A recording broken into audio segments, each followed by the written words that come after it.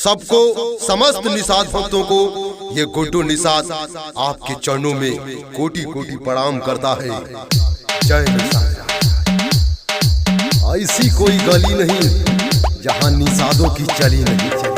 हम निषाद हैं, हम निषाद हैं, दरिया को पार कर देते हैं। हम निषाद हैं, दरिया को पार कर देते हैं। जिनके रगों में रहता है निषाद वंश का खून, वही जय निषाद कहते हैं। जय निषाद। पत्थर केतनो पिसाइल मैदाना भई, पत्थर केतनो पिसाइल मैदाना भई। अब कोई मुकेश सहानी के हिला दे तेरी भाई, ऐसन कोनो माई के लाल पैदा ना भई। कह देतानी, कह देतानी। जय निषाद राज, जय निषाद राज। मैं यही चाहूंगा जितने निषाद वंश है और जितने निषाद समाज के लोग हैं, सभी निषाद वंशों को और हमारे समाज को जगाना होगा, जागना होगा। आप लोग जागेंगे तभी अपना हक मांगेंगे। कि जिसने भवसागर को पार कराया उसका कोई नहीं पार लगाया। जिसने भवसागर को पार कराया उसका कोई नहीं पार लगाया।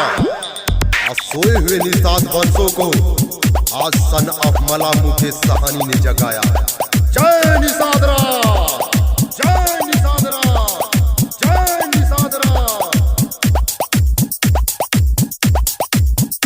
इसीलिए कहा जाता है कि हाथों के चंद्र लकीरों का खेल गजब का निराला है। कहीं पर अथाह समुंदर तो कहीं पर सूखा प्याला है। भाग्य परबल हो बंदे का तो बिगड़ी काम बन जाता है। हारी हुई बाजी तो उसे जीत मिल जाता है। जहाँ नहीं है दूध का कतरा वहाँ पर मछली छन जाता है। ये तो मुकेश सहानी जी का किस्मत है कि जहाँ जहाँ जाते हैं वहाँ पर निषादों का तकदीर बदल जाता है। जय निषाद राज,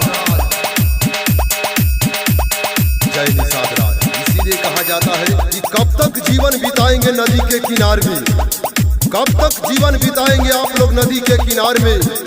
और सारे निषाद वंशों को आना होगा जंगे मैदान में। अरे हम लोग तो बरसों जीवन बिता दिए सन ऑफ मला मुकेश सहानी के इंतजार में। जय निषाद राज। इसीलिए कहता हूँ मैं अपने समाज के लिए आप लोगों को जागना होगा। अगर अब नहीं जाग पाएंगे तो कोई नहीं जगा पाएगा। अगर अब नहीं जाग पाएंगे तो कोई नहीं जगा पाएगा। जो आपकी फाइल कवरी हुई है फिर से उसी पन्ने में दब जाएगा।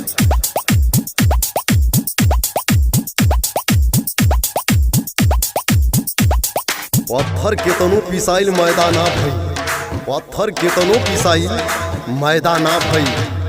अब कोई मुकेश सहानी के हिला दे तेरी भाई, ऐसन कोनो माई के लाल पैदा ना भई। कह देतानी।